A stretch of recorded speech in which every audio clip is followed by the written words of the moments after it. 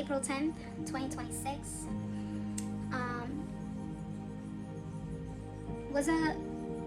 Was a really interesting day for me. I am taking these few minutes to just document my experience yesterday here in Acacia. Since February 26, 2026, we're staying in this shelter. God placed us here, me and my son, for a reason, for a purpose. If God is for me, who can be against me? The night we walked into the shelter, the staff here tried to make our life miserable. They told me to go back where I came from, just because the agency where I applied, they made a mistake in the application. They added my husband to the application, and it was just supposed to be me and my son. And when they did the intake interview, after we were halfway through the interview process, they told me that they couldn't continue with the interview because my husband was in the application, and in order for me to get him removed, I was gonna have to go back to where I came from. I've had gone through a really stressful day, and we weren't gonna go back to where we came from at 11 p.m.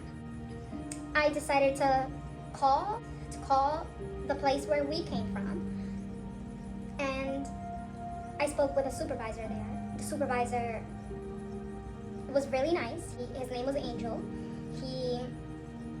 I said, wow, God, after this long, stressful day, now these people are telling me that I had to go back. I said, no, I'm not going anywhere. I am staying right here, and I'm gonna give them a call and see. And one of the staff members, she was like, there's no way you're gonna get your husband removed. In order for you to do that, you're gonna have to go back where you came from, because there's no way you can get him removed over the phone or on our end. That has never happened before. I said, no problem, I'm gonna stay on the phone. 2-3 hours passed. My son was uncomfortable, he was moody, he was tired, and the supervisor on the phone noticed how uncomfortable my son was and how tired we were and how difficult these staff members were being here. So from the very beginning, they made it really hard for us. They were acting very discriminatory. They were acting extremely awful. Horrible. It was horrible. And the supervisor on the phone noticed the behavior on the background, the laughter, the mocking. And I continued on. It took 2 to 3 hours because the system did not want to reflect the changes on our end. So 2 hours passed, 3 hours passed. They kept saying, nope, you're gonna have to leave because the name is still on the system. So you're gonna have to leave. It was 11:30. Horrible. It was about 3-4 staff against me all at once.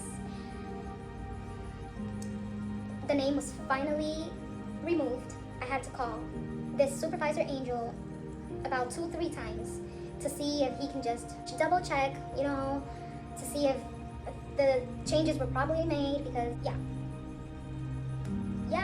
all that happened. I am here with my faith. So 2 weeks later, the door.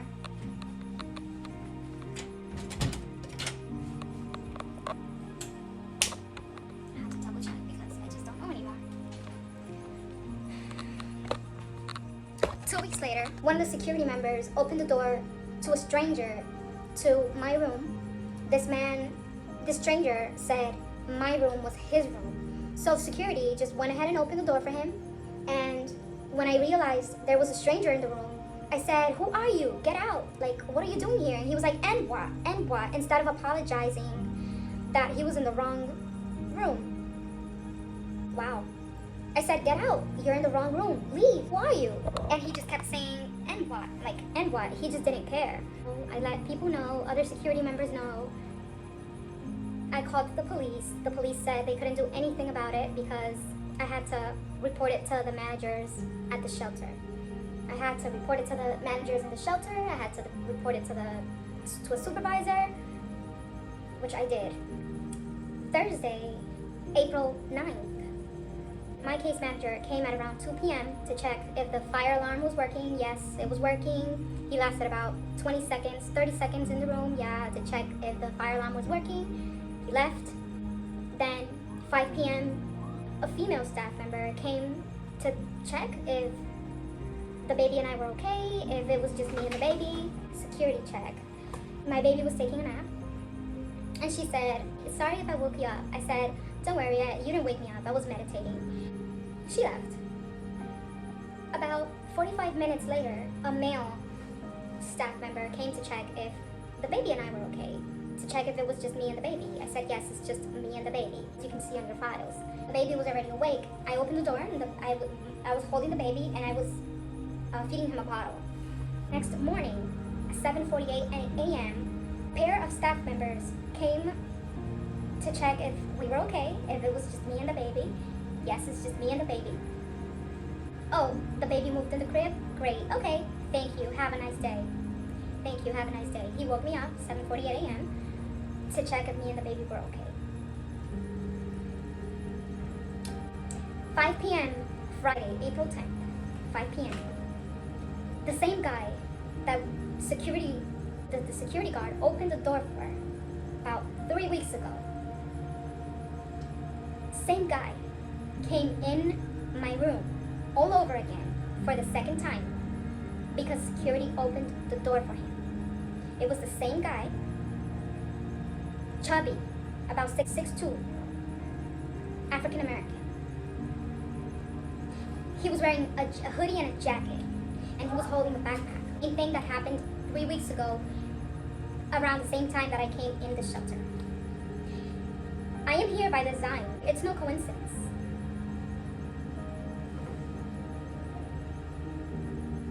Same guy did the same thing twice. I said, "Who are you? Get out of here.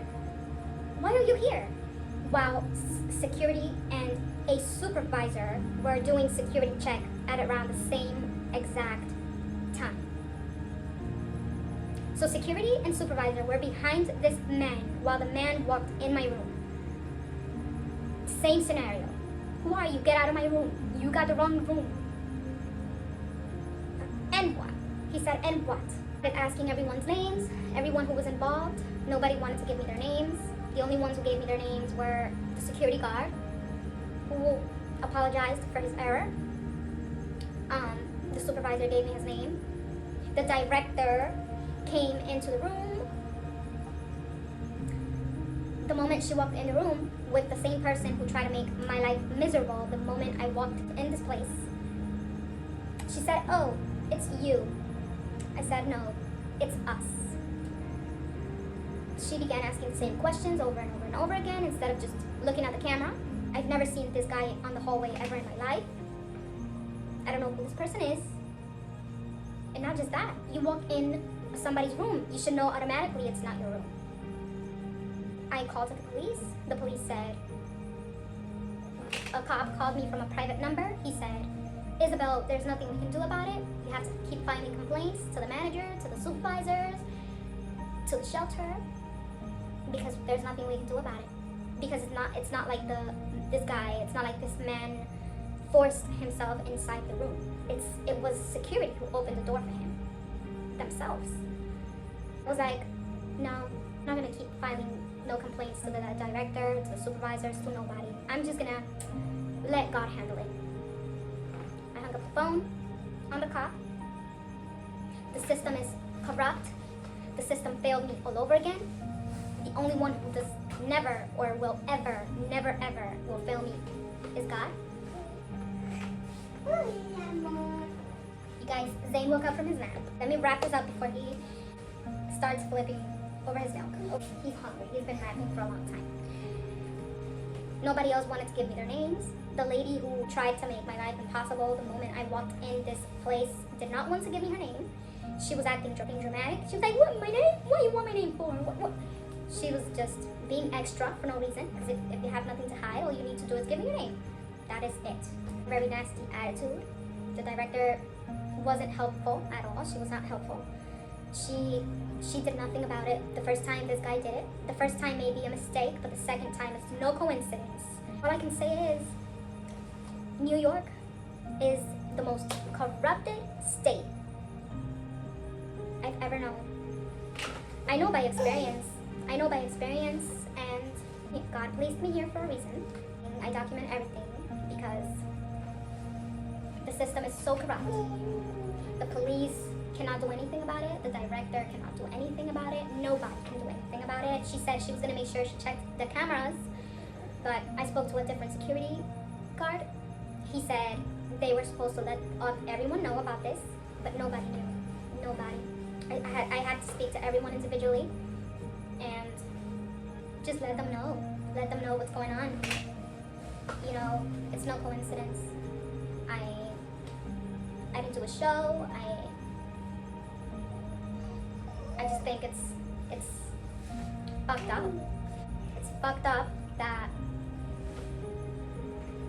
they put people's lives in danger just because, and it's no coincidence. That is the same guy, security guard, opened the door for him, knowing that this is not their room. And the guy didn't care. The guy was just like, and what? Like, I'm in your room, and what? You think that's normal? That's not normal. That is no coincidence. They try to take me out, but I've been through too much. I've been through hell on earth. And this little situation is not going to take me out. It's really not. It's really not. I was placed here on this earth for a purpose, and I'm going to complete the mission God has assigned for me. Like it or not. Because when 10 people gather against one person, that person must carry something really strong. Their demons cannot breathe in my light. Simple as that. No weapon formed against me shall prosper. Their plan failed. And I just wanted to share that with you guys. It's no coincidence. They showed me who they were the moment I walked in this place. Showed me who I was dealing with. And yeah. This is Isabel Gonzalez. Thank you for watching Nature's Beauty.